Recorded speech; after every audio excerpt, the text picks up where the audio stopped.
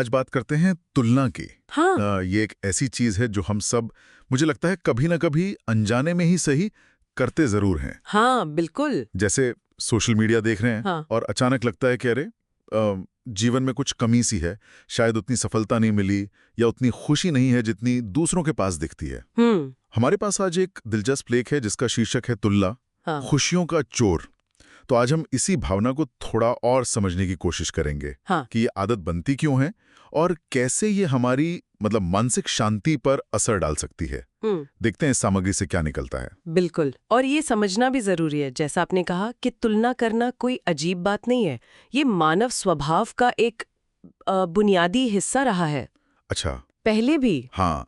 लेख यही बताता है कि पहले पुराने समय में ये समूह में अपनी जगह बनाए रखने, फिट होने और दूसरों से सीखने के लिए शायद जरूरी भी था। लेकिन आज की दुनिया में, खासकर ये जो ऑनलाइन दुनिया है, जहां हम सबकी जिंदगी की सिर्फ वो फिल्टर की हुई अच्छी झलकियां ही देखते हैं। हाँ, वो तो है। तो वहां ये आदत एक बहुत बड़ी चुनौती बन गई है।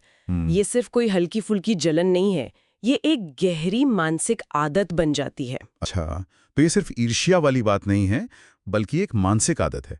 लेख में इसी पर जोर है। हाँ। यही वो अंदर की आवाज है ना, जो कभी कभी कहती है, अरे मुझे तो जीवन में और आगे होना चाहिए था, या शायद मुझ में ही कोई कमी है। बिल्कुल। और लेख ये साफ करता है कि ये आवाज अक्सर सच नहीं होती। ये तुलना की उपज है। हम अपने असल, बिना फिल्टर वाले पलों की तुलना दूसरों के एडिटेड हाइलाइट से कर रहे होते हैं। और इसका असर वो वाकई बहुत गहरा हो सकता है। लेख के अनुसार ये सिर्फ हमारी खुशी नहीं चुराती, बल्कि ये हमारे अंदर की जो कृतज्ञता है, शुक्रगुजारी, उसे भी खत्म कर देती है। मन में एक तरह की नाराजगी पैदा करती है। नाराजगी किस तरह की? वो हमेशा पीछे रह जाने वाला एहसास। और लेख में एक बहुत ही, मुझे लगता है, महत्वपूर्ण बात कही गई है। ये किसी और की सफलता को आपकी विफलता बना देता है। बाप रे, ये तो सच में खतरनाक जाल जैसा है। हाँ बिल्कुल। इसमें फंसकर लोग अपनी राह, अपनी रफ्तार, यहाँ तक कि अपना मकसद भी भूल सकते हैं। ये तो सोचने वाली बात है। पर खैर, अच्छी बात यह है कि इस सामग्री में इस आदत से निपटने के कुछ तरीके भी बताए गए। जी हाँ। कुल 5 सरल लेकिन काफी असरदार उपाय सुझाए गए। हाँ। पहला है रोजाना कृतज्ञता का अभ्यास करना, रोज आभार जताना। हाँ, ग्रैटिट्यूड प्रैक्टिस। हर सुबह बस 3 ऐसी चीजें लिखना जिनके लिए हम शुक्रगुजार हैं।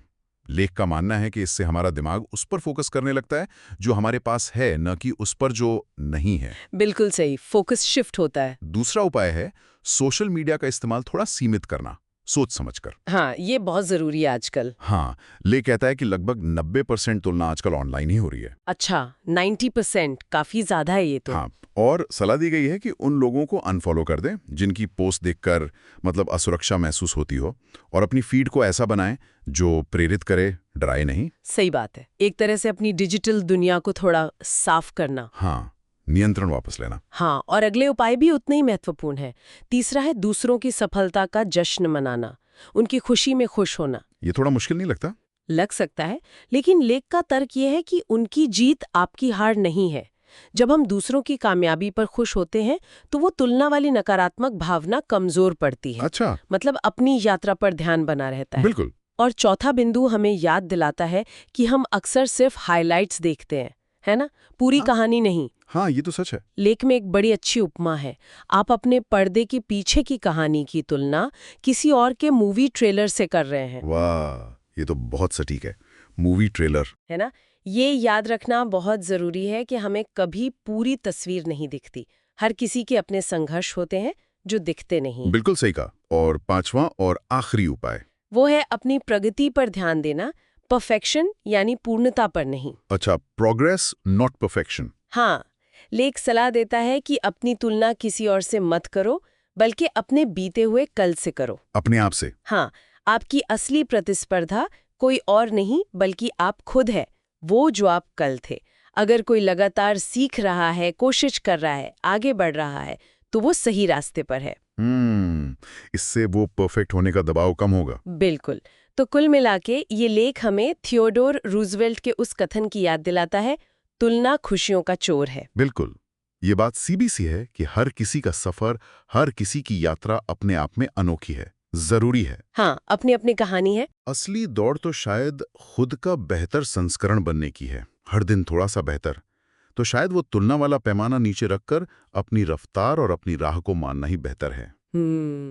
इस पूरी बातचीत से एक विचार मन में आ रहा है, अगर तुलना चोर है तो क्या कृतज्ञता वो ताला है जो हमारी खुशी की हिफाजत कर सकता है? वाह, क्या बात कही, कृतज्ञता का ताला। हाँ, और एक सवाल जो शायद हम सब सोच सकते हैं, बाहरी पैमानों से हटकर हम अपने लिए सफलता या पर्याप्त होने का क्या मतलब तय करते हैं? सही।